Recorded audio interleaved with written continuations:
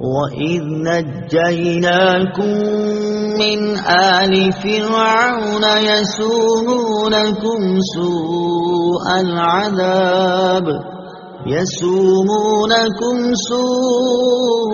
الْعَذَابِ يُذَبِّحُونَ أَبْنَاءَكُمْ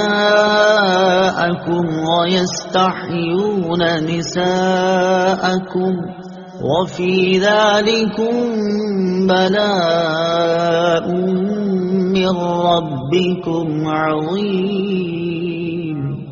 ترجمہ: اور یاد کرو جب ہم نے تمہیں فرعونیوں سے نجات دی جو تمہیں بہت برا عذاب دیتے تھے، تمہارے بیٹوں کو ذبح کرتے تھے اور تمہاری بیٹیوں کو زندہ چھوڑ دیتے، اور اس میں تمہارے رب کی طرف سے بڑی آزمائش تھی۔ وَإِذْ نَجَّيْنَاكُمْ مِنْ آلِ فِرْعَوْنَ، اور جب ہم نے تمہیں فرعونیوں سے نجات دی۔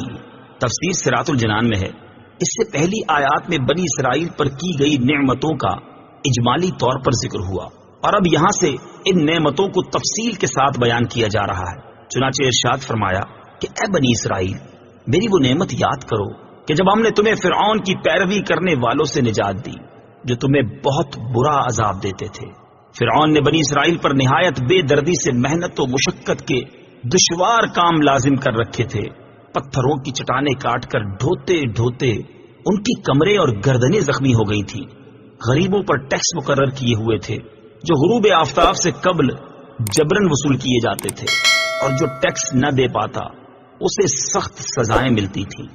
فرعون کا مختصر تعارف: جس طرح فارس کے بادشاہ کا لقب کسرا، روم کے بادشاہ کا قیصر اور حبشہ کے بادشاہ کا لقب نجاشی تھا، اسی طرح قبطی اور عمالقہ قوم سے تعلق رکھنے والے مصر کے بادشاہوں کا لقب فرعون ہوتا تھا۔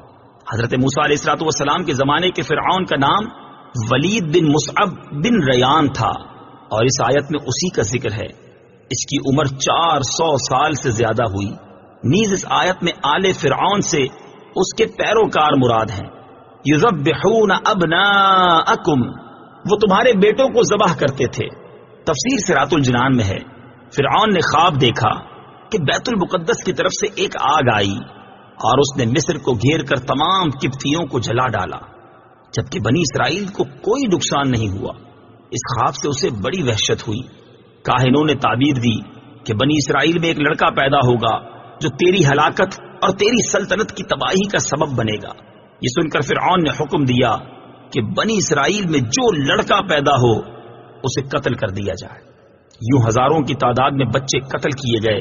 قدرت الہی سے اس قوم کے بوڑھے جلد مرنے لگے تو قبطی سرداروں نے گھبرا کر فرعون سے شکایت کی کہ ایک طرف بنی اسرائیل میں موت کی کثرت ہو گئی ہے اور دوسری طرف ان کے بچے بھی قتل کیے جا رہے ہیں، اگر یہی صورتحال رہی تو ہمیں خدمتگار کہاں سے ملیں گے؟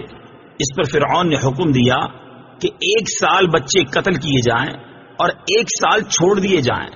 تو جو سال چھوڑنے کا تھا اس میں حضرت ہارون علیہ الصلوۃ والسلام پیدا ہوئے، اور قتل کے سال حضرت موسیٰ علیہ الصلوۃ والسلام کی ولادت ہوئی۔ یہ واقعہ سورہ قصص کے پہلے رکوع میں کافی تفصیل سے بیان کیا گیا۔